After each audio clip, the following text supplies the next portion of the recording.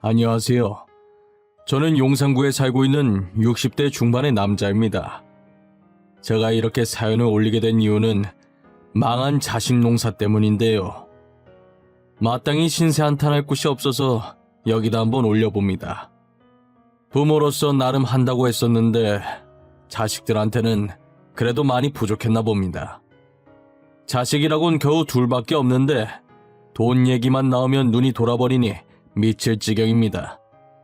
자식들이 하고 싶은 것들 마음껏 하게 해주고 싶어서 시작했던 사업이 제 목을 죄올 줄 누가 알았겠습니까? 찢어지게 가난해 밥도 한 끼 제대로 못 먹고 지내던 시절엔 자식 둘이서 의지하며 정말 죽고 못 살았죠. 콩 한쪽도 나눠 먹고 서로가 서로를 챙기며 정말 우애 좋은 형제였어요. 가난해도 자식 농사 하나는 정말 잘했다고 이웃들도 부러워했었고요. 그렇게 동네에 소문난 형제들이었는데 제가 하던 사업이 성공하게 되면서 둘 사이는 예전 같지 않았어요. 형편이 나아질수록 형제들 다툼도 잦아졌죠. 결국 커서는 돈맛을 보더니 자칫 잘못하면 저까지 잡아먹겠더군요.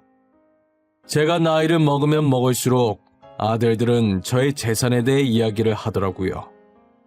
떡 줄 사람은 생각도 안 하는데 말이죠. 자기네들끼리 서로 조금 더 가지겠다고 죽일 듯 난리치는 꼴을 가만히 보고 있자니 그렇게 한심할 수가 없습니다. 자식들도 각자 하고 있는 사업이 있었어요. 그래서 제가 살아있을 때 직접 재산 분할을 해주려고 했었죠. 그런데 하는 꼴을 보니 지금 재산 분할을 해준다고 해도 자식들은 돈을 펑펑 쓰고 혼자 남은 저는 빈털터리로 버려질 것 같더군요. 저는 노후에 쓸 만큼의 재산을 몰래 조금씩 야금야금 빼돌린 뒤 재산 분할해주고 제가 먼저 자식들과 연을 끊으려고 했습니다. 일단 제 회사는 누구에게도 물려주지 않고 제가 살아있는 한 계속 들고 있을 생각입니다. 자식이나 마찬가지인 회사라 제가 눈뜨고 있는 날까진 지키고 싶었어요. 이렇게 될 때까지 악착같이 살게 된 데에는 다 이유가 있었습니다. 사실 제게는 잃어버린 아들이 하나 있었는데요. 사업을 시작하기 전 저희는 찢어지게 가난한 형편에 입에 불칠하고 살기도 힘들었어요. 그런 모습을 보고 어머니가 안타까워하셨죠. 어머니 딴에는 저희 부부를 도와주려고 한 행동이었지만 저희에게는 되려 씻을 수 없는 상처가 되었습니다. 이제 겨우 2살인 막내 아들이 어머니 따라 밖에 나갔다가 실종되고 말았습니다. 그러다 아내는 충격을 받아 쓰러졌고 병까지 얻어 결국 1년 후 세상을 떠났죠. 막내에 이어 아내까지 잃자 저는 정말 살고 싶은 마음이 없었어요. 아내의 영정사진을 보면서 제발 나도 데리고 가라며 하염없이 울었네요. 내게 그만 울라며 달래주는 어린 아들 둘을 보니 애들 때문이라도 어쩔 수 없이 살아야겠더라고요. 어리고 소중한 두 아들들을 지키고 잃어버린 막내를 찾기 위해 누구보다 열심히 살았습니다. 저는 안 해본 일이 없어요. 막노동부터 시작해서 몸으로 할 수 있는 일은 다 했었어요. 비록 악착같이 돈을 모았고 결국 단칸방을 탈출하는 데 성공했죠. 비록 전세지만 2발 뻗고 잘 수 있는 집으로 이사갈 수 있게 되었어요. 사람들이 이사갈 때 집 터가 좋아야 잘 산다고 하지 않습니까?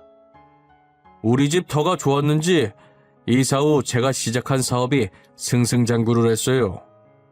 통장에 찍힌 돈을 보는데 느낌이 이상하더군요. 살면서 이렇게 많은 돈을 제가 만져보리라곤 생각을 못했거든요. 막상 돈이 생기니까 뭐부터 해야 할지 모르겠더라고요. 제일 먼저 중학생인 아이들에게 학원부터 등록해줬어요. 간혹 첫째가 자기 친구들은 전부 학원 다닌다며 제게 말해주는데 딱히 내색은 안 해도 부러워하는 눈치였거든요. 학원에 등록하는 날 아이들의 표정이 어찌나 밝던지 잊을 수가 없어요. 다들 이 맛에 돈을 버는구나 싶더라니까요. 저는 아이들이 하고 싶은 것, 먹고 싶은 것은 부족함 없이 다 해주며 살았습니다. 그렇게 하루가 멀다 하고 바쁘게 살다 보니 제 기억 속에서 막내가 잊혀지더라고요. 그러다 제 기억에서 막내를 다시 꺼내게 된 건 어머니가 세상을 떠나실 때였습니다. 어머니는 이제 나이가 있으신지라 치매에 걸려 요양병원에 모시게 됐죠. 이제 회사도 많이 컸고 아들들도 다 키워서 제가 틈틈이 어머니를 요양하고 있었어요. 어머니는 저를 알아보지 못하시지만 저를 부를 땐 꼭 막내야라고 하셨어요. 저는 외동이라 첫째면서도 막내이기도 하니 틀린 말은 아니라고 생각했죠. 그런데 마지막 날엔 이상하리만큼 슬픈 눈으로 저를 바라보시더니 제 얼굴까지 양손으로 쓰다듬어 주시더라고요. 막내야, 우리 막내. 네, 어머니. 막내 여기 있어요. 할미가 미안하다. 내가 널 그렇게 보내면 안 되는 거였는데. 내가 미안이여. 다 내 잘못이여. 어머니, 그게 무슨 말씀이세요? 다 내가 한 것이여. 니네 애비는 아무 잘못이 없으니 너무 원망 말어. 그 보육원에 보낸 건 다 너 잘 살라고 한 것이여. 어머니가 하신 말씀을 믿을 수가 없었어요. 아니, 믿고 싶지 않았어요. 단순히 실종된 줄만 알았던 막내가 알고 보니 어머니께서 보육원에 보냈다는 사실을요. 저는 머리가 새하이져 한동안 아무 말도 할 수 없었습니다. 어머니는 그 말을 끝으로 잠자듯 편안하게 눈을 감으셨어요. 어머니의 장례가 끝나고 곧장 막내를 찾으려고 했었습니다. 하지만 너무 미안하기도 하고 혹여나 이미 가정이 생겨서 잘 살고 있는 애 앞에 제가 괜히 나타나 혼란만 줄 것 같은 여러 가지 감정에 찾지 못했어요. 돌아가신 어머니 원망도 정말 많이 했습니다. 어머니가 굳이 막내를 보육원에 버리지 않았더라면 저는 아내도 잃지 않았을 테니까요. 이제 저도 점점 늙어가고 더 늙기 전에 한 번이라도 막내를 보고 싶었어요. 그리고 많이 늦었지만 과거의 일을 사과하고 싶었습니다. 만약 막내를 찾게 된다면 제가 가진 모든 재산을 막내에게도 물려주고 싶었어요. 전 두 아들 몰래 수소문해서 막내를 찾기 시작했습니다. 먼저 어머니께서 말해주셨던 보육원부터 찾아갔습니다. 하지만 성인이 된 막내는 이미 보육원을 떠나고 없더군요. 그 소식을 들으니 눈앞이 깜깜해졌지만 그래도 막내를 찾는 것을 포기하지 않았어요. 고작 제가 알고 있는 건 막내의 이름과 생년월일 뿐이었지만 열심히 찾다 보면 꼭 제 앞에 나타나 줄 거라 믿고 살았었죠. 나이는 점점 들어가고 제 마음은 다급해져 가고 있을 때 흥신소에서 막내를 찾았다는 연락을 받았습니다. 몇십 년 만에 마주한 막내는 듬직하게 멋진 남자가 되어 있더군요. 막내의 손을 잡고 너무 늦게 찾아 미안했다고 용서를 빌었더니 막내는 사람 좋은 미소를 지으며 괜찮다고 하더라고요. 저는 앞으로 막내만 바라보며 살겠노라 마음먹었어요. 자식들 몰래 막내를 만나오면서 그가 못해줬던 것들을 다 해줬습니다. 막내에게 빚이 조금 있더라고요. 돈이 없어서 대출받다 살다 보니 빚이 생겼다는 말을 듣고 전부 제 탓인 것 같아 제가 빚도 다 갚아줬죠. 그렇게 막내와 재회한 지 3개월쯤 되던 해였습니다. 이제 여름이 되어 반팔을 입는 계절이 되었죠. 사실 막내 팔에 조그마한 흉터가 하나 있었어요. 어릴 때 둘째가 실수로 국을 엎질렀는데 그게 옆에 누워있던 막내에게 튀어서 생긴 화상 흉터였거든요. 그런데 반팔을 입고 있는 막내의 팔에 있어야 할 흉터가 감쪽같이 사라져 있는 게 아니겠어요. 막내야, 너 어릴 때 팔에 생긴 흉터 말이다. 그게 감쪽같이 없어졌구나. 크면서 사라진 거니? 아버지, 그게 이거 이 흉터가 저는 너무 보기 싫더라고요. 그래서 흉터 제거 수술했어요. 그런 게냐? 요즘 기술이 정말 많이 발전했구나. 오래된 흉터도 다 제거해주고 말이야.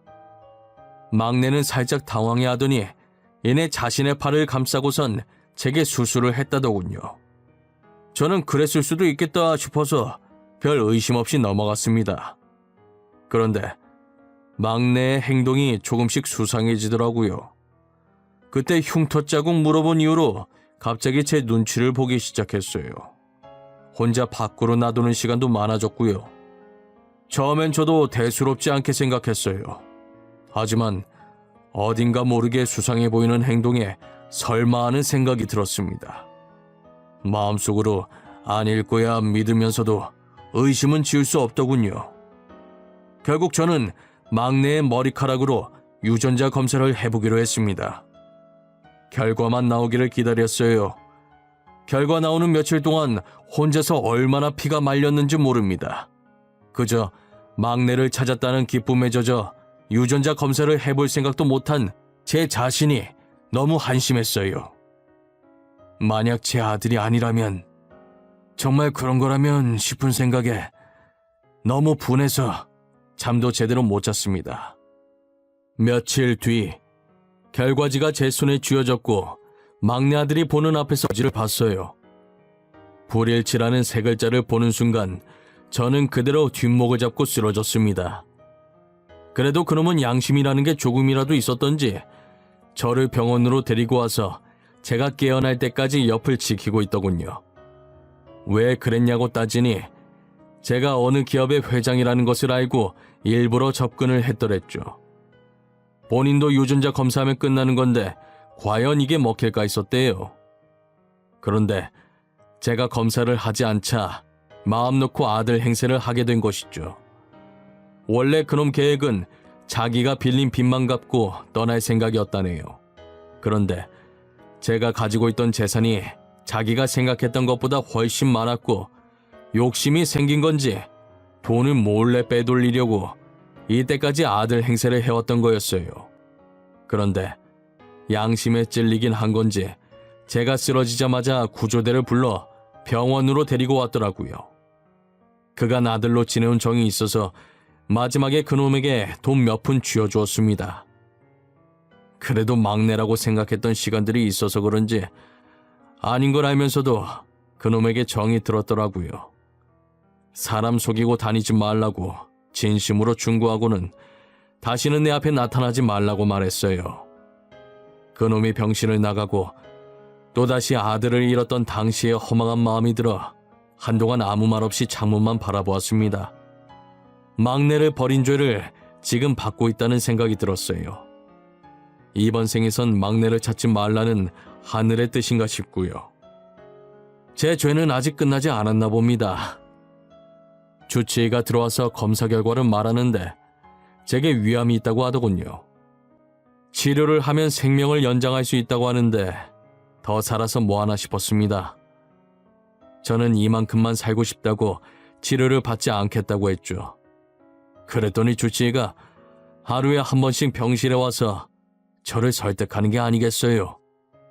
아버님, 치료받으면 살 수 있는데 왜 안 받으시려는 거예요? 아유, 진짜 나는 그냥 치료받고 싶지가 않다니까 자꾸 그러네. 그래도 살 수 있으면 사는 게 좋죠. 왜 계속 고집을 피우실까? 의사 양반, 지금 환자 살려야 한다는 의무 때문에 이러는 겐가? 내가 더 이상 살고 싶지 않다는데 왜 계속 그러나?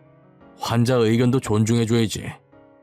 이상하게 아버님만 보면 제 아버지 같고 친근해서 마음이 자꾸 쓰여요. 의사가 제게 아버지 같다고 하는데 그 표정이 왠지 모르게 슬퍼 보였어요.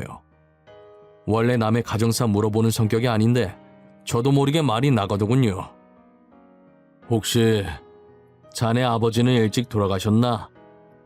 저는 보육원에서 자라서 부모님이 안 계세요. 힘든 환경에서 의사까지 된 겐가. 너무 잘 커줬구나. 내가 다 기특해. 부모님은 찾고 싶지 않고 가끔 보육원 친구들이 다시 가족 품으로 돌아가더라고요. 저도 그 모습을 보고 희망을 품고 살았었는데, 그런데 이제껏 저를 안 찾는 거 보면 버린 게 맞는 것 같아요.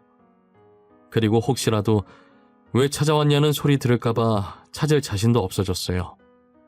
자네 아버님도 다 사정이 있었을 게야. 이 세상에 자식을 버리고 싶어서 버리는 부모는 없을 것에. 이제 괜찮아요. 이렇게 지내다 보니 혼자가 더 편한걸요. 저 보육원 나오자마자 새 출발하려고 이름도 바꿔버렸어요. 지금 의사 양반을 보니 나도 잃어버린 아들이 보고 싶고 그러네. 그렇게 병원에 두세 달 지내다 보니 마음 터놓고 말할 사람이 주치의밖에 없었어요. 주치의는 환자 말이라면 끝까지 들으려고 노력하는 참된 의사였어요. 그런 모습에 저는 의사 손 꼭 붙잡고 예전의 막내와의 추억에 잠겨서 의사에게 털어놓기 시작했어요. 제 말을 듣던 의사의 표정이 점점 미묘하게 바뀌더군요. 아버님 말 듣다 보면 저도 제 아버지가 생각나서 찾고 싶어져요. 아버님처럼 저희 부모님도 저를 지금 찾고 계실까요? 그럴 걸세. 내 장담하지. 지금이라도 부모님을 찾아보게. 아버님 말 한번 믿어볼게요. 그러니 아버님도 제발 치료 열심히 받으세요. 그래야 잃어버린 아들 찾으시죠. 끈질긴 의사의 설득 끝에 두 손 두 발 다 들었고 덕분에 치료받는 것에만 집중했어요. 그래도 막내를 찾기 위해 업체에 제 DNA를 등록해놓고 치료를 받았죠. 등록한 지 얼마 지나지 않아 제 DNA와 일치하는 사람이 나타났다고 연락이 왔어요. 저는 전화를 끊고 곧장 업체로 달려갔죠. 갔더니 저를 맞이하는 건 다름 아닌 제 주치의였어요. 아니, 자네가 여기는 어쩐 일인가? 자네도 오늘 부모님을 찾은 겐가? 네, 아버님. 저도 연락받고 왔어요. 저희 부모님 찾은 것 같아요. 의사는 부모님을 찾았다며 제게 활짝 웃어 보였어요. 저는 정말 다행이라고 이제 행복할 일만 남았다고 의사의 손을 잡고 있었죠. 업체 직원이 나와서 저희를 보면서 벌써 서로 알아본 거냐고 하시더라고요. 그러더니 제 손에 쥔 종이를 저희에게 건네며 친자가 동일하다고 하는 게 아니겠어요. 직원이 건넨 결과지에는 일치라는 글자가 적혀 있었습니다. 아니, 어떻게 이런 일이 있을 수 있는지 종이를 받고 어안이 벙벙했습니다. 네가 정말 민혁이냐? 우리 민혁이가 맞는 거냐? 네, 제 전 이름이 민혁이에요. 저 민혁이 맞아요. 사실 이름 바꿨다는 얘기를 듣고 전 이름이 뭔지 물어보고 싶었다만 혹여 너에게 상처가 될까 물어보지 못했단다. 너무 잘 커줘서 고맙구나. 아니에요. 저 포기하지 않고 끝까지 찾아주셔서 정말 감사합니다. 아버지. 막내와의 눈물 젖은 재회를 하고 있을 때 휴대폰에 불이 나기 시작했어요. 철부지 아들들이 제가 전화를 받지 않자 문자로 돈을 달라고 난리를 치고 있었습니다. 두 자식놈들이 어릴 때 막내랑 헤어져서 막내의 존재는 모르고 있었어요. 일단 아들들에게 막내가 있다는 것을 숨겨야겠다고 생각했어요. 아비가 위암에 걸려 입원했는데도 여전히 돈 타령하며 전화만 하는 게 저 자식놈들은 저를 돈줄로 보고 있는 게 분명했어요. 그래서 마지막으로 철없는 자식놈에게 돈 줘버리고 도망갈 계획을 세웠어요. 아들들을 집으로 불렀어요. 돈을 주겠다면서요.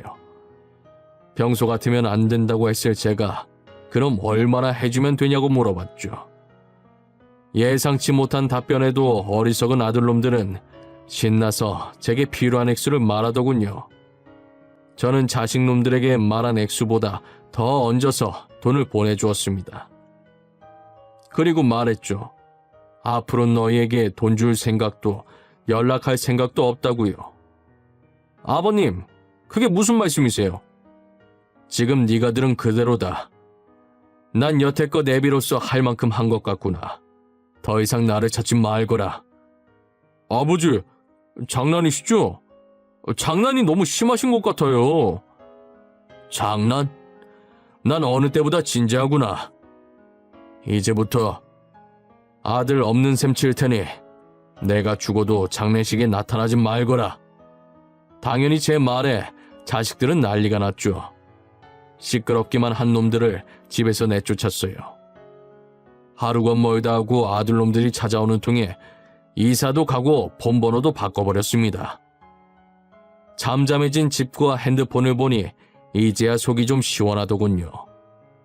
막내는 자기 형들과 다르게 정말 바르게 컸더라고요. 부모 없이도 기죽지 않고 삐뚤어지지 않고 남을 위할 줄 아는 착한 아들이었어요. 환자밖에 모르고 욕심도 없고 바쁜 와중에 틈틈이 보육원 봉사도 다니더군요. 제가 치료받는 동안에도 어찌나 저를 챙기던지요. 그런 아들을 보고 왜 진작 찾지 않았을까 너무 미안했습니다. 막내야, 커갈 때 도움 하나 못 주고 아비가 늙어서 이렇게 받기만 하고 미안하구나. 에이, 무슨 말씀이세요? 다시 제 곁에 와주신 것만으로도 감사해요. 치료도 이렇게 잘 받아주시고 아버지가 제 옆에 계속 있어줬으면 좋겠어요. 미운 아비 원망 하나 안 하고 치료도 계속 해주고 먼저 세상 떠난 너희 엄마가 하늘에서 웃고 있을 것 같구나. 그렇게 계속 고마우시면 치료 계속 잘 받고 건강하게 제 옆에 살아주세요. 전 그게 가장 큰 선물이에요, 아버지. 막내는 지금도 저와 딱 붙어서 잘 지내고 있습니다. 이사하고 나서 바로 저희 집으로 들어와 살았어요. 병원에서도 환자들 챙기느라 피곤할 법도 한데 퇴근하면 곧장 저부터 챙기기 바빴죠. 안 그래도 된다고 하는데도 전 끝내 아들을 말릴 수가 없네요. 저는 수술까지 하지 않고 약물 치료만 하고 호전됐어요. 하늘에 있을 아내가 도와준 건지 종양이 크지 않을 때 발견돼서 다행이었다네요. 이제 어느 정도 몸이 회복되고서는 막내가 다니던 보육원에 봉사도 다니기 시작했어요. 그러다 막내가 저에게 꼭 보여주고 싶은 사람이 있다는 게 아니겠어요. 제 품으로 들어온 지 얼마 안 된 막내가 다시 제 곁을 떠나는 것 같아 시원섭섭하더군요. 그런데 막내가 데리고 온 여자를 보고 놀랐습니다. 같이 봉사 다니면서 제가 막내 짝으로 눈여겨본 여자였거든요. 참하고 착해 보여서 막내랑 어울릴 것 같다고 생각했었죠. 막내도 며느리를 봉사하면서 만났다고 하더군요.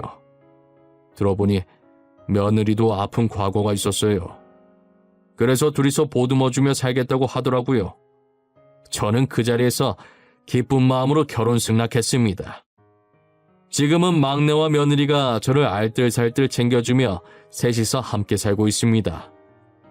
그리고 두 아들은 각자 하고 있던 사업이 망해서 빈털터리가 됐더라고요. 이때까지 사업이 유지되던 것도 다 제 돈 때문이었지요. 사업 실패로 모든 걸 잃은 자식들은 날마다 제가 운영하던 회사로 와서 제발 한 번만 연락해달라고 부탁하고 왔어요. 개구리 올챙이적 생각 못한다는 말이 있지 않습니까? 딱 제 두 아들놈들을 보고 하는 말인 듯 싶네요. 가난했을 때 힘들게 살던 시절 생각 못하고 저렇게 돈에 미쳐버릴 줄 누가 알았겠어요. 저는 하루빨리 아들놈들이 정신 차리고 인간답게 살아가길 바랄 뿐입니다. 제 사연은 여기까지입니다. 지금까지 제 이야기를 들어주신 모든 분들께 감사합니다.